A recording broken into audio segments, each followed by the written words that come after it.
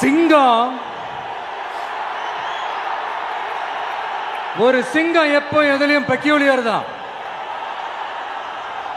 ஒரு முறை சிங்கம் கரிச்சிச்சதுன்னா அந்த சவுண்ட்ல ஒரு 8 கிலோமீட்டருக்கு சும்மா அதிரும், எல்லா திசைகளும் அதிரும். அப்படிப்பட்ட அந்த சிங்கம் வேட்டைக்கு மட்டும்தான் வெளியில வரும், வேடிக்கை பார்க்கறதுக்கெல்லாம் வெளியில வராது. வேட்டையில கூட உயிரோடு இருக்கிற மிருகங்களை தான் வேட்டையாடும். அதுலயும் பெரும்பாலும் தன்னை விட பெரிய சைஸ் உள்ள மிருகங்களை தான் குறி வச்சு தாக்கும், ஜெயிக்கும். எவ்வளவு பசியில் இருந்தாலும் உயிர் இல்லாததை, கெட்டு போனதை தொட்டு கூட பார்க்காது. அப்படிப்பட்ட அந்த சிங்கம் அவ்வளவு ஈஸியா எதையும் தொடாது, தொட்டா விடாது. காட்டோட 4 பக்கமும் மார்க்கிங் மை டெரிட்டரின்னு தன்னுடைய பவுண்டரியை தானே வகுக்கும். அப்படிதான் அந்த காட்டையே தன்னோட கண்ட்ரோல்ல வச்சிருக்கும். சிங்கத்துக்கு கூட்டத்தோட இருக்கிறதுக்கும் தெரியும், தனியா இருக்கிறதுக்கும் தெரியும். அப்படியே தனியா வரணும்னு நினைச்சாலும் அஞ்சாம அலட்டிக்காம சும்மா கெத்தா தனியா வந்து அத்தனை பேருக்கும் தண்ணி காட்டும். எப்போ எதிலையும் தன்னோட தனித்தன்மையை இழக்கவே இழக்காது. Yes, a lion is always a lion.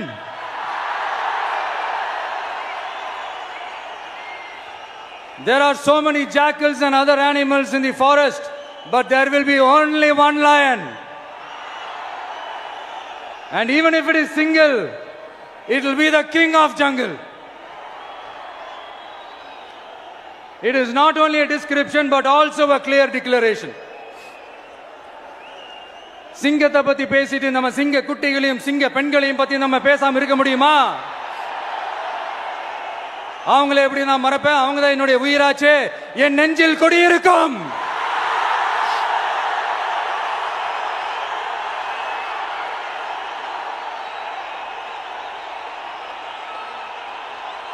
என்னுடைய தோழர்களுக்கும் தோழிகளுக்கும்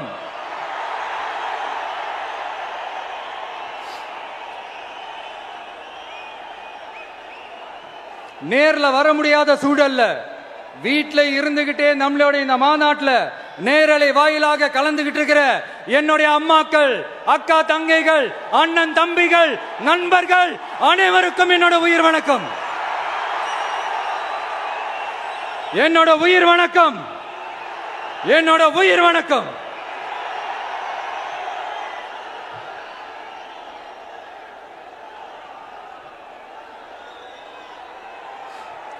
வீரம் விளையும் மாமதுரை மண்ணை வணங்குகிறேன். இந்த மதுரைனாலே உடனே ஞாபகத்துக்கு வரது சீறி பாஞ்சி துள்ளி குதிக்கிற யாருக்கும் அடங்காத காளைகள் விளையாடுற அலங்காநல்லூர் ஜல்லிக்கட்டு தான். நம்ம வைகை ஆறு தான். அழகர் ஆத்துல இறங்குற வைபவம். மதுரை மீனாட்சி அம்மன். இந்த மண்ணோட உண்மையான குணம் உணர்வு பூர்வமான மண் இது. அது மட்டும் இல்ல, இந்த மண்ணில் வாழ்ற மக்களும் அப்படித்தான் உணர்வு பூர்வமான ஆளுங்க. நான் இந்த மண்ணில் கால் எடுத்து வச்ச உடனே ஒரே ஒருத்தரை பத்தி தான் மனசுக்குள்ள ஓடிக்கிட்டே இருந்தது. அவர் யாருன்னு உங்களுக்கும் தெரிஞ்சிருக்கும். சினிமானாலும் சரி, அரசியல்னாலும் சரி, நமக்கு ரொம்ப ரொம்ப பிடிச்சது புரட்சி தலைவர் எம்ஜிஆர் அவர்கள் தான். அவரோட பழகிறதுக்கு எனக்கு வாய்ப்பு கிடைக்கல. ஆனா அவரை மாதிரியே குணம் கொண்ட என்னுடைய அண்ணன் புரட்சி கலைஞர் கேப்டன் விஜயகாந்த் அவர்களோட பழகிறதுக்கு எனக்கு நிறையவே வாய்ப்பு கிடைச்சது. அவரும் இந்த மதுரை மண்ணை சேர்ந்தவர் தானே. அவரை மறக்க முடியுமா? தமிழ்நாட்டு மக்கள் உணர்வுபூர்வமா உண்மையா நம்ம பக்கத்திலே நிக்கிறவங்க. அதுக்கு ஒரு மிகப்பெரிய அடையாளம் தான் இந்த மதுரை மண். நம்ம தமிழக வெற்றி கழகம் கையில் எடுத்திருக்கிற அரசியலும் அப்படித்தான். உண்மையான அரசியல், உணர்வு பூர்வமான அரசியல், நல்ல அரசியல், நல்லவங்களுக்கான அரசியல், நாட்டு மக்களுக்கான அரசியல், நல்லது மட்டுமே செய்கிற அரசியல்.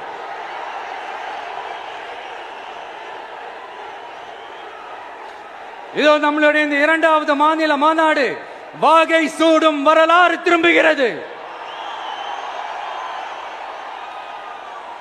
அப்படி இந்த மாநாட்டுக்கு பேர் வச்சிருக்கிறோம்.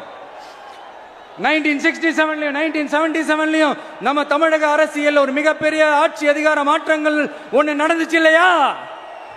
அதே மாதிரிதான் அடுத்த வருஷம் 2026 அப்படி ஒரு வரலாறு திரும்ப போகுதுன்னு உறுதியா சொல்றதுக்கான மாநாடு தான் நம்மளோட இந்த இரண்டாவது மாநில மாநாடு. விக்கிரவாண்டி விசாலையில் நம்மளுடைய ஃபர்ஸ்ட் மாநாடு நடத்தணும், வெற்றி கொள்கை திருவிழா. அதுக்கப்புறமே நீங்க பார்த்திருப்பீங்க தமிழக அரசியல் அந்த தட்ப வெப்பத்தையே மாத்தினுச்சு. நமக்கு எதிராக எத்தனை குரல்கள். ஆனா உங்களுக்கு தான் நம்மளை பத்தி நல்லா தெரியுமே, எந்த குரலையும் காதலையே போட்டுக்காம மக்களோட குரலை மட்டுமே கேட்டுக்கிட்டு நமக்கு எதிராக வர அத்தனை கூக்குரல்களையும் சின்னதா ஒரு சிரிப்போடவே கடந்து வந்திருக்கிறோம். அது இல்லாம நம்ம மாநாட்டில் ஒலிக்கிற இந்த குரல் இந்த ஒற்றை தமிழ் மகனோட குரல் மட்டுமல்ல, ஒட்டுமொத்த தமிழ்நாட்டு மக்களுடைய குரல். தமிழ்நாட்டில் இருக்கிற ஒவ்வொரு வீட்டில இருந்தும் ஒலிக்கிற குரல், ஒட்டுமொத்த உலகெங்கும் வாழும் ஒவ்வொரு தமிழ் வீட்டிலிருந்தும் எழும் குரல். இந்த சினிமா என்கிற மாபெரும் கலை ஆயுதத்தின் வாயிலாக சாதி, மதம், இனம், பாலினம், மொழி கடந்து இந்த நாட்டின் மூளை முடுக்கெங்கும் ரசிகர்களாக இருந்து தோழர்களாக நம்மோடு பயணிக்க துவங்கியுள்ள அனைவரோடும் இணைந்த ஒவ்வொரு மனிதருக்காகவும் ஒலிக்கிற உரிமை குரல். மாநில உரிமைக்காக, பெண் உரிமைக்காக, சமூக நீதிக்காக, சமநீதிக்காக, மதச்சார்பின்மைக்காக உண்மையா ஒலிக்கிற குரல். அதனால் இந்த குரலுக்கு எதிராக இன்னும் இன்னும் எத்தனை குரல்கள் வந்தாலும் ஓங்கி ஒலிக்குமே தவிர ஒரு நாளும் ஓயவே ஓயாது. Yes, it is an unstoppable voice, an unstoppable force.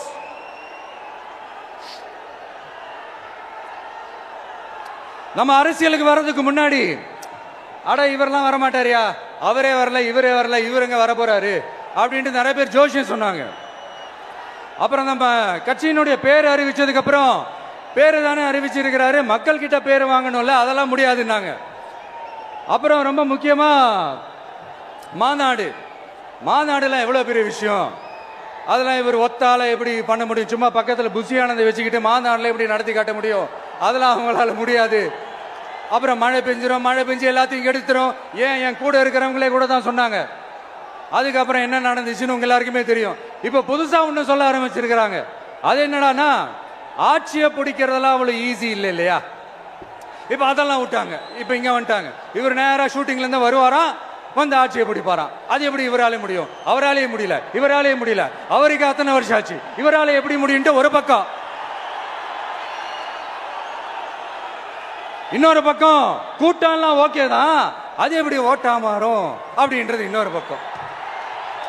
இப்படி கதை, திரைக்கதை, வசனம், இயக்கம், பாடல்கள்,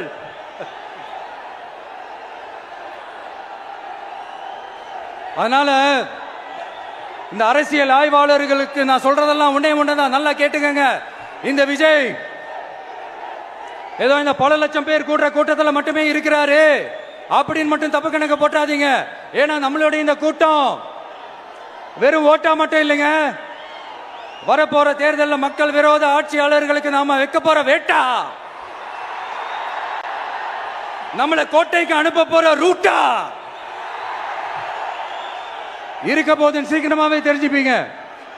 ஏன்னா கோடிக்கணக்கானவங்களோட ஹார்ட்லயும் வீட்லயும் ஏற்கனவே ஆல்ரெடி உயிரா, உணர்வா, உறவா இருக்கிறோம். நம்மளுடைய கனெக்ட் எல்லாம் வெறும் மக்களோட மட்டும்தான். நாம யாருன்னு அவங்களுக்கு தெரியும், அவங்க யாருன்னு நமக்கு தெரியும். நாமளும் நம்ம மக்களும் எப்படி இருக்கிறோம்னு எதிரிங்களுக்கு நல்லாவே தெரியும். இருந்தாலும் இந்த விஜய் எதுக்குப்பா வந்திருக்கிறாரு, இவர் என்ன புதுசா என்ன திட்டம்லாம் சொல்லிட்டாரு அப்படின்னு வேற நிறைய கேள்விகள். இந்த சொல்றேன் தெரிஞ்சுக்கங்க.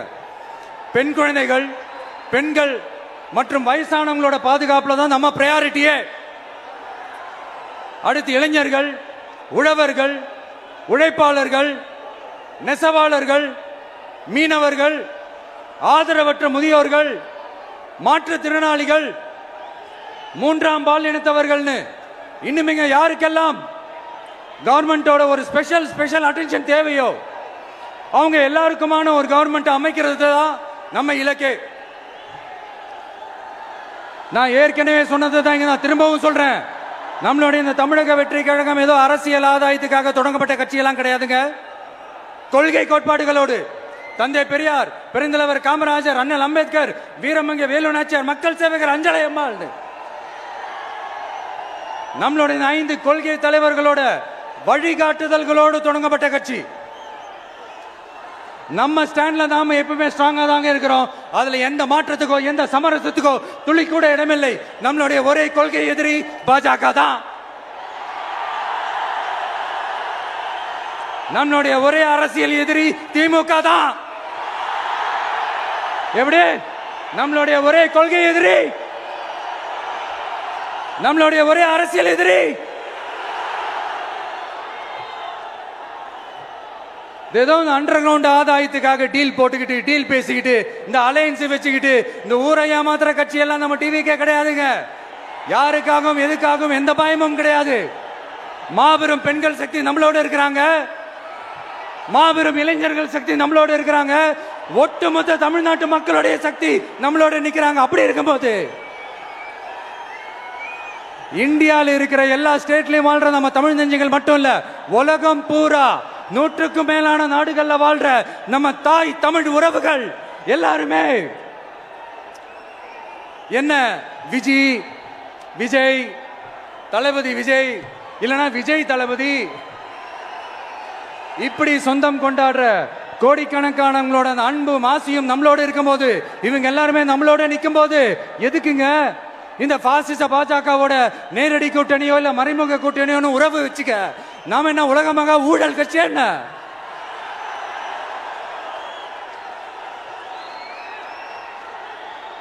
நம்மளை பத்தி சின்னதா ஒரு உண்மை ஒண்ணு சொல்லலாமா? என்னடா இவர் வாயால இப்படி சொல்றாருன்ட்டு யாரும் தவறா நினைச்சுக்க வேணாம். ஏன்னா இது ஒரு விதத்துல ஒரு ஃபேக்டும் கூட. அதனாலதான் நான் சொல்லணும்னு ஆசைப்படுறேன். நம்ம யார் தெரியும்ல? நாம எல்லாருமே சொல்றேன். நாம யார் தெரியும்ல? இந்தியாவின் மாபெரும் மக்கள் சக்தி கொண்ட ஒரு மகத்தான வெகுஜன மக்கள் படை. அதனால நம்ம தலைமையில நாம் அமைக்க போற இந்த உண்மையான மக்களாட்சிக்கான அச்சாரமாக மாபெரும் மக்கள் சக்தியை அணி அணியாக நம்மளோட திரண்டு நிக்கிறப்போ இந்த அடிமை கூட்டணியில சேர வேண்டிய அவசியம் நமக்கு இருக்குங்க. நம்மளுடைய இந்த கூட்டணி சுயமிழந்த கூட்டணியால இருக்காது, சுய மரியாதை கூட்டணியா தான் இருக்கும். இந்த ஒரு பக்கம் RSS கிட்ட அடிபணிஞ்சுக்கிட்டு, இன்னொரு பக்கம் மதச்சார்பற்ற கூட்டணின்னு இந்த மக்களை ஏமாத்துற கூட்டணியால நம்ம கூட்டணி இருக்காது.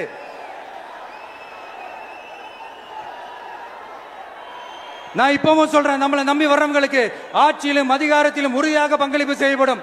உடனே இந்த கேள்விகள்லாம் வரும். அப்ப யாரு கூட்டணி, யாரு வரா, யாரு போறா, இந்த கேள்விகள்லாம் வரும். இந்த கேள்விகளுக்கெல்லாம் ஒரே ஒரு பதில் தான், சஸ்பென்ஸ்ல சஞ்சாரம் செய்யுங்க. ஆனா ஒண்ணு, 2026 2 பேருக்கு நடுவுல தான் போட்டியே. ஒன்னு TVK, இன்னொன்னு DMK. இந்த போட்டி எப்படி இருக்க போதுன்னா, இந்த அலையன்ஸை வச்சு எப்படியாவது நம்ம தப்பிச்சிடலாம். என்ன இந்த பழைய இந்த மேத்தமேட்டிக்ஸ் அரித்மேட்டிக்ஸ் இதெல்லாம் வச்சு எப்படியாவது நம்ம தப்பிச்சிடலாம் அப்படின்னு நினைக்கிறவங்களோட அந்த கனவு ஒரு நாளும் மைப்படாது. சரி, இப்ப நம்ம வேற ஒரு ஏரியாவுக்கு ஒண்ணு வருவோம். எதிர்காலம் வரும், என் கடமை வரும், இந்த கூட்டத்தின் ஆட்டத்தை ஒழிப்பேன்.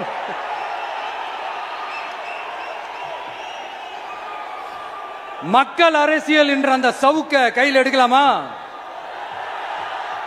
யாருக்கு எதிரான தானே கேட்கிறீங்க? வேற யாரு? மறைமுக உறவுக்காரர்களான பாசிச பாஜகவும் பாய்சன் திமுகவும் தான்.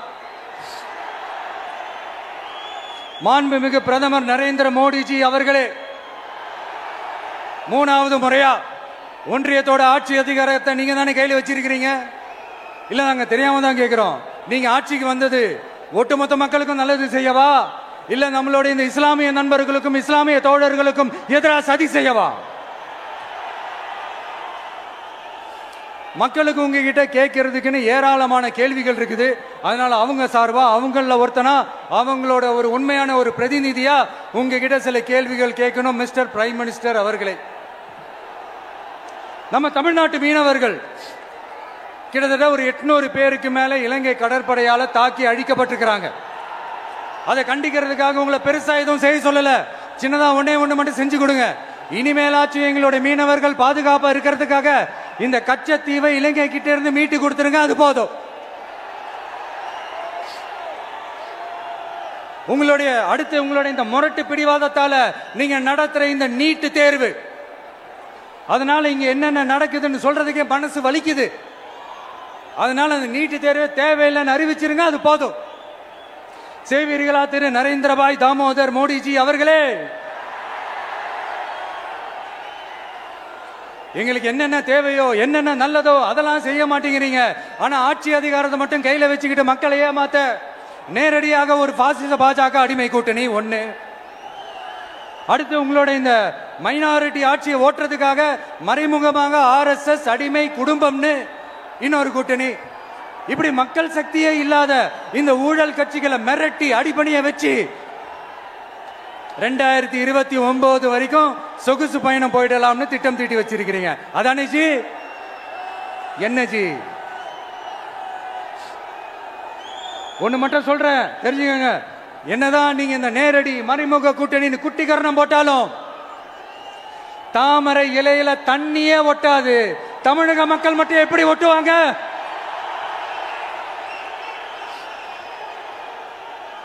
இங்க ஒரு MP சீட்டு கூட தரலன்றதுக்காக தமிழ்நாட்டுக்கும் தமிழ்நாட்டு மக்களுக்கும் எதுவுமே செய்யாம ஓரவஞ்சனை செய்யுது இந்த ஒன்றிய பாஜக அரசு. சங்கம் வச்சு தமிழ் வளர்த்த மண் இந்த மதுரை மண். அதனால இங்க அந்த கீழடியில கிடைச்ச ஆதாரங்களை எல்லாம் மறைச்சிட்டு எங்க நாகரிகத்தையும் எங்க வரலாறையும் அழிக்கிறதுக்காக உள்ளடி வேலை செய்யலாம்னு நினைக்கிறீங்க. தமிழ்நாட்டை தொட்ட என்ன நடக்கும் நீங்க பல உதாரணங்கள் இருக்குது. அதனால இதையெல்லாம் மறைச்சிட்டு எங்க மக்களை ஏமாத்திடலாம்னு மட்டும் நினைக்காதீங்க. மத நல்லிணக்கத்திற்கு பெயர் பெற்ற இந்த மதுரை மண்ணிலிருந்து சொல்றேன், உங்க எண்ணமெல்லாம் ஒரு நாளும் ஈடேறாது.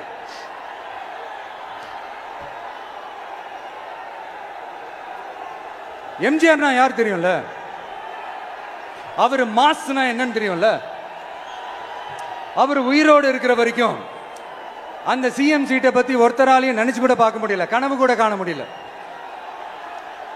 எப்படியாவது அந்த சிஎம் சீட்டை என்கிட்ட கொடுத்துருங்க, என் நண்பர் எம்ஜிஆர் திரும்ப வந்ததுக்கு அப்புறம் நான் திருப்பி கொடுத்துறேன்னு தன்னோட எதிரியை கூட மக்கள் கிட்ட கெஞ்ச வச்சவர் எம்ஜிஆர். எப்படி கெஞ்ச வச்சவர்? அதனால ஆனா இப்போ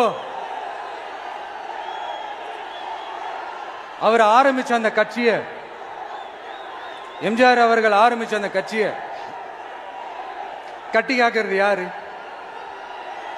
இன்னைக்கு அந்த கட்சி எப்படி இருக்குது அத நான் சொல்லிதான் உங்களுக்கு தெரியணுமா? அப்பாவி தொண்டர்கள் அதை வெளியில சொல்ல முடியாம வேதனையில தவிக்கிறாங்க. 2026 சட்டமன்ற தேர்தலில் யாருக்கு ஓட்டு போடணும், எப்படிப்பட்ட ஆட்சி இங்க அமையணும்னு அந்த அப்பழுக்கற்ற அந்த தொண்டர்களுக்கும் ரொம்ப நல்லாவே தெரியும். அதனால என்ன வேஷம் போட்டுக்கிட்டு பாஜக இங்க தமிழ்நாட்டுக்குள்ள வந்தாலும் அவங்க வித்தை எல்லாம் இங்க வேலைக்கே ஆகாது. இப்படி பொருந்தா கூட்டணியா இந்த பாஜக கூட்டணி இருக்கிறதுனால இப்ப ஆட்சியில இருக்கிற இந்த வெற்றி விளம்பர மாடல் திமுக என்ன செய்யுதுன்னு தெரியும்ல? பாஜகவோட உள்ளுக்குள்ள ஒரு உறவை ஒண்ணு வச்சுக்கிட்டு வெளியில எதிர்க்கிற மாதிரி ஒரு டிராமா ஒண்ணு பண்ணிக்கிட்டு, எதிர்கட்சியா இருந்தா போங்க மோடின்னு பலூன் விடுறது, ஆளுங்கட்சியா இருந்தா வாங்க மோடின்னு கொடை பிடிச்சுக்கிட்டு கும்பிடு போடுறது. இது மட்டுமா? ஒரு ரைடுன்னு ஒன்று வந்துட்டா போதும், இது வரைக்கும் போகவே போகாத ஒரு மீட்டிங், அதை காரணம் காட்டி டெல்லிக்கு போறது, அங்க ஒரு சீக்கிரட் மீட்டிங் நடத்துறது. நல்லா நோட் பண்ணணும் மக்களே, அந்த மீட்டிங் அப்புறம் இந்த இஷ்யூ அப்படியே காணாம போயிருக்குமே. அதேதான் Stalin uncle, what uncle is very wrong uncle.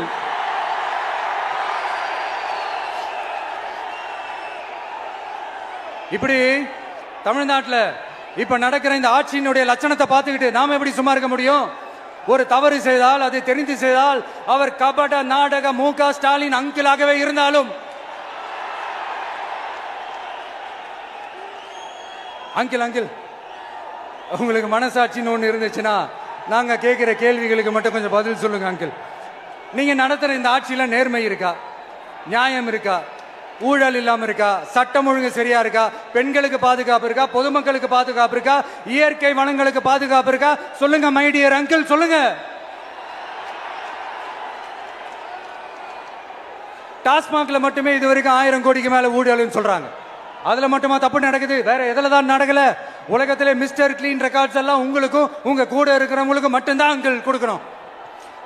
இதை பார்த்து வாயே இல்லாத ஊரு கூட வயிறு வலிக்கு சிரிக்குது.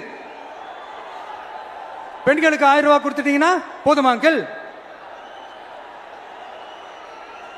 அப்படியே அது மூடி மறைச்சிடலான்னு பாக்குறீங்களா? படிக்கிற இடத்துல, வேலைக்கு போற இடத்துல, வெளியில போற இடத்துலன்னு அவங்களுக்கு பாதுகாப்பே இல்லைன்னு ஒட்டுமொத்த பெண்களும் கதறாங்க. அந்த கதறல் சத்தம் ஏதாவது உங்க காதுல கேக்குதா அங்கிள்? இதுல வேற உங்க அப்பான்னு கூப்பிடுறாங்கன்னு வேற சொல்றீங்க. What is this uncle? Is very very wrong uncle, is very very wrong. பெண்களுக்கு மட்டுமா பொய் வாக்குறுதி கொடுத்து ஏமாத்துறீங்க? அரசு ஊழியர்கள், ஆசிரியர்களை ஏமாத்துறீங்க, விவசாயிகளை ஏமாத்துறீங்க, பரந்தூர்ல பாதிப்பே வராதுன்னு சொல்லி ஏமாத்துறீங்க, மீனவர்களை ஏமாத்துறீங்க, போதைப் பொருள் கலாச்சாரத்தை ஒழிக்காம ஏமாத்துறீங்க. ஐயோ ஐயோ ஐயோ, very very வஸ்ட் uncle, very very வஸ்ட். எப்படி கேட்டாலும் இவங்க கிட்ட இருந்து எந்த பதிலும் வரப்போறதில்லை. ஏன்னா இருந்தா தானே. இப்ப ஆட்சியில இருக்கிற நம்மளுடைய அங்கிள் பதில் சொல்றது இருக்கட்டும். மக்களை நீங்க சொல்லுங்க, நீங்க உண்மையை சொல்லுங்க. செய்வோம் செய்வோம் செய்வோம் செய்வோம்னு சொன்னாங்களே, சொன்னதெல்லாம் செஞ்சாங்களா? உங்களை தான் கேக்குறேன், சொன்னதெல்லாம் செஞ்சாங்களா? சத்தமா சத்தமா மை டியர் அங்கிள், கேக்குதா? மக்களோட சத்தம் கேக்குதா? இது வெறும் சாதாரணமான முழக்கம் தான். கூடிய சீக்கிரம் மக்களை போய் சந்திக்க போறேன், அவங்களோட மனசு விட்டு பேச போறேன். அதுக்கப்புறம் இந்த சாதாரணமான முழக்கம் இடி முழக்கமா மாறும். அத்தோட நிக்காது. அந்த இடி முழக்கம் தமிழ்நாட்டோட போர் முழக்கமா மாறும். அந்த போர் முழக்கம் உங்களை ஒரு நிமிஷம் கூட தூங்க விடாது. நடக்குதா இல்லையான்னு பாருங்க. என்னடா இவன் இவ்வளவு ஸ்ட்ராங்கா சொல்றானேன்னு பாக்குறீங்களா? எல்லாரும் கட்சி ஆரம்பிச்சதுக்கு அப்புறம் தான் ஒவ்வொரு வீட்டுக்குள்ளேயும் போறதுக்கு ட்ரை பண்ணுவாங்க. ஆனா நாங்க அப்படி இல்லை.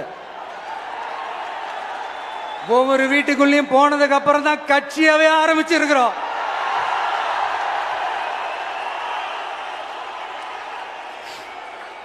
அதனால ஒட்டுமொத்தமா எல்லாருமா சேர்ந்து இந்த திமுக ஆட்சிய, கபட நாடக திமுக ஆட்சிய 2026 தேர்தலில் வீட்டுக்கு அனுப்புறோம். வீட்டுக்கு அனுப்புறோம். என்ன நண்பா, சரிதானே? என்ன நண்பி, செய்வீர்கள் தானே? இப்போ உங்களுக்கு சின்னதா ஒரு சர்ப்ரைஸ். நம்ம கட்சியினுடைய வேட்பாளர் பட்டியலை இப்ப நான் அறிவிக்க போறேன். மதுரை கிழக்கு வேட்பாளர் விஜய். இன்னும் முடிக்கல. ஒரு நிமிஷம், இன்னும் முடிக்கல. மதுரை மேற்கு வேட்பாளர் விஜய். மதுரை மத்தி வேட்பாளர் விஜய். மதுரை தெற்கு வேட்பாளர் விஜய். மதுரை வடக்கு வேட்பாளர் விஜய். மேலூர் விஜய். சோழவந்தான் விஜய். திருப்பரங்குன்றம் விஜய். திருமங்கலம் விஜய். உசிலம்பட்டி விஜய்.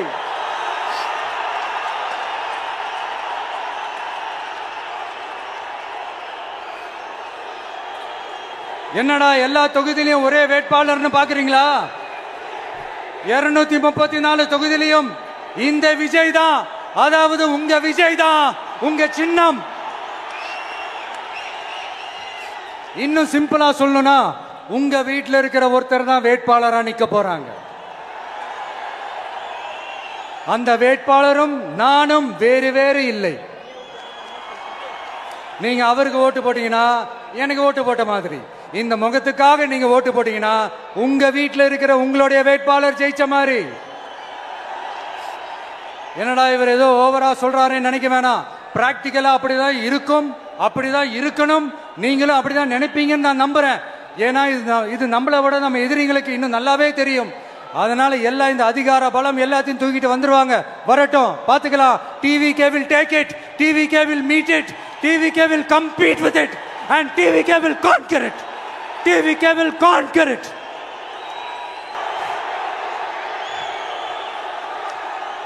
இந்த நேரத்தில் நம்ம மனசுல இருக்கிறத மக்கள் கிட்ட சொல்லி ஆகணும். தூத்துக்குடி ஸ்னோலினோட அம்மா என்ன அவங்களோட தம்பி, இன்னும் அவங்க பொண்ணுக்கு நான் தாய் மாமன்னு சொன்னாங்க. அந்த அக்காவோட குழந்தைங்க மட்டும் இல்லைங்க, என்ன அண்ணனா தம்பியா நினைக்கிற தமிழ்நாட்டில் இருக்கிற என்னோட எல்லா சகோதரிகளின் குழந்தைகளுக்கும் நான் இன்னைக்கு மட்டும் இல்ல, என்னைக்குமே ஒரு தாய் மாமனா தான் இருப்பேன். நீங்க எல்லாரும் என்னுடைய ரத்த உறவு, கூட பிறந்த பொறுப்பு. என் வீட்டு ரேஷன் கார்டுல வேணா உங்க பேர் இல்லாம இருக்கலாம், உங்க வீட்டு ரேஷன் கார்டுல வேணா என் பேர் இல்லாம இருக்கலாம். ஆனா நாம் எல்லாரும் ஒண்ணுதான், உறவுதான். நமக்கு இடையே எந்த அரசியலும் உள்ள நுழையவே முடியாது. என்கிட்ட இருந்து உங்களையும், உங்ககிட்ட இருந்து என்னையும் எந்த சக்தியாலும் பிரிக்கவே முடியாது. அப்புறம் நான் ஒன்னும் இந்த மார்க்கெட் போனதுக்கு அப்புறம், ரிட்டையர் ஆனதுக்கு அப்புறம் அடைக்கலம் தேடி அரசியலுக்கு வரல, படைக்கலனோட வந்திருக்கிறோம். பவர்ஃபுல் போர்ஸோட, மாபெரும் படை வரிசையோட, எல்லாத்துக்கும் தயாராகி தான் வந்திருக்கிறோம். இவ்வளவு தயாரா நாம அரசியலுக்கு வர்றதுக்கு ரொம்ப ரொம்ப முக்கிய காரணம் ஒண்ணு இருக்கு. அது என்ன தெரியுமா? நன்றி கடன், நன்றி கடன், நன்றி கடன். கிட்டத்தட்ட ஒரு 30 வருஷமா, 30 வருஷத்துக்கு மேல நீங்க தான், நம்ம மக்கள் தான் என் கூட நிக்கிறீங்க, எனக்காக நிக்கிறீங்க, என்னை தாங்கி பிடிக்கிறீங்க, மனசுல ஏந்தி பிடிக்கிறீங்க, தாய் அன்போட மடியில ஏந்திக்கிறீங்க. உண்மையை சொல்லணும்னா வேற யாரை விடவும் எனக்கு இந்த அன்பையும் ஆதரவையும் கொடுத்திருக்கிறீங்க. என் மேல உயிரையே வச்சிருக்கிறீங்க. என்ன உங்க வீட்டுல ஒருத்தனாவே ஆக்கிட்டீங்க. நீங்க எனக்கு கடவுள் கொடுத்த வரம்.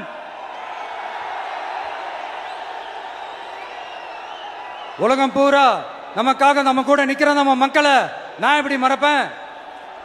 நான் என் லைஃப்ல ரொம்ப உயிரா நினைக்கிறதே பெண்களை, குழந்தைங்களை, இளைஞர்களை, உழைக்கிற மக்களை தான். இவங்க தான் நம்மளோட வகைரா. இதை பார்த்துதான் நம்மளோட எதிரிகளுக்கு பத்தி எரியுது. அதுக்காக நாம் என்ன செய்ய முடியும்? அதனால நம்ம உறவுகளை, சொந்தத்தை, வகைராவை யாருக்காகவும் எதுக்காகவும் விட்டு கொடுக்க முடியாது இல்லையா? Here at this moment among this August gathering, I want to open my heart and say I enjoy people, I respect people, I worship people.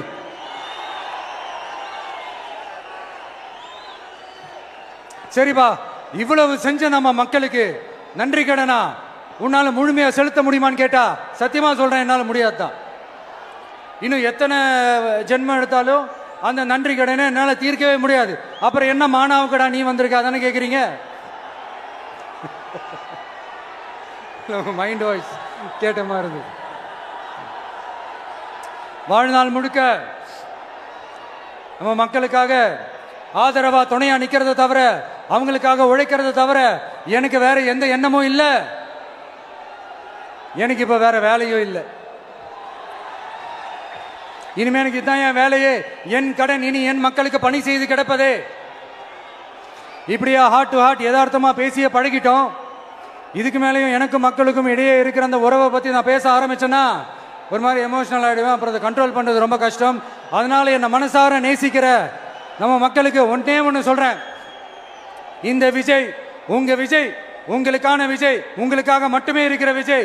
உங்க கூட நிக்க, உங்களுக்காக நிக்க, உண்மையா நிக்க, உணர்வோட நிக்க, உறுதியா நிக்க, உங்க கூட பேச, உங்களுக்காக பேச, உண்மையா பேச, உணர்வோட பேச, உறுதியா பேச, உங்களுக்காக சேவை செய்ய உங்க விஜய் நான் வர.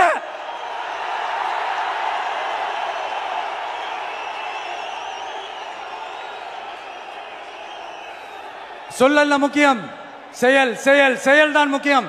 செய்கை தான் சும்மா சிறப்பா இருக்கணும்.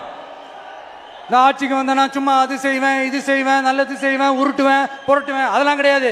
செய்யறதுக்கு நல்லது செய்யறதுக்கு நல்லது செய்யறதுக்கு மட்டும்தான் இந்த விஜய். அப்புறம் ஒரு அரசியல் தலைவன் அவன் சினிமாக்காரனா நல்லவனா கெட்டவனா இதெல்லாம் தாண்டி அவன் உண்மையானவனா, அதுதான் ரொம்ப ரொம்ப முக்கியம். இது சம்பந்தமா ஒரு குட்டி கதை ஒன்று சொல்றேன். ஒரு நாட்டில் ஒரு ராஜா தனக்கு பக்கபலமா இருக்கிறதுக்காக கூட துணையா இருக்கிறதுக்காக ஒரு தளபதியை தேடுறாரு. சரியான தகுதிகளோட ஒரு 10 பேர் செலக்ட் ஆகுறாங்க. ஆனால் அதில் ஒருத்தர் மட்டும் தான் செலக்ட் பண்ணணும். அதனால அந்த ராஜா என்ன பண்றாருன்னா ஒரு டெஸ்ட் வைக்கிறாரு. அந்த 10 பேர் கையிலையும் விதை நெல்லை கொடுத்து இதை நல்லா வளர்த்து கொண்டு வாங்க, ஒரு 3 மாசம் கழிச்சு வாங்கன்னு சொல்லி அனுப்பி வச்சிடுறாரு. 3 மாசம் கழிச்சு வரும்போது அதில் ஒருத்தர் ஆளு உயரத்துக்கு வளர்த்துருந்தாரு, ஒருத்தர் தோல் உயரத்துக்கு வளர்த்துருந்தாரு. அதில் ஒரு 9 பேரும் நல்லா வளர்த்து கொண்டு வந்திருந்தாங்க. ஒருத்தர் மட்டும் வெறும் தொட்டியோடவே வந்தார். என்னன்னு கேட்டதுக்கு, நானும் தண்ணி ஊற்றி ஊற்றி பார்க்குறேன், உரம் வச்சு வச்சு பார்க்குறேன், வளரவே மாட்டேங்குது ராஜா, என்ன பண்ணுறதுன்னு தெரியலன்னு சொன்னதுக்கு ராஜா அவரை கட்டி அணைச்சிக்கிட்டு, இனிமே நீதான் என்னுடைய தளபதி, எல்லா அதிகாரமும் உனக்கு தான் சொன்னார். ஏன்னா அந்த 10 பேர் கையிலையும் ராஜா கொடுத்தது அவித்த விதை நெல், அது முளைக்கவே முளைக்காது. அந்த 9 திருட்டு பயலும் என்ன பண்ணியிருக்காங்கன்னா வேற விதை நெல்லை வாங்கி அதை வளர்த்துட்டு ராஜாவையும் மக்களையும் ஏமாத்திருக்கிறாங்க. ஆனா இவர் மட்டும் உண்மையை போட்டு உடைச்சிட்டார். அதனால ஒரு நாட்டுக்கு திறமை எந்த அளவுக்கு முக்கியமோ அந்த அளவுக்கு உண்மையும் நேர்மையும் முக்கியம். இப்போ நீங்க எல்லாரும் தான் அந்த ராஜா. நீங்க தேர்ந்தெடுக்க போற அந்த தளபதி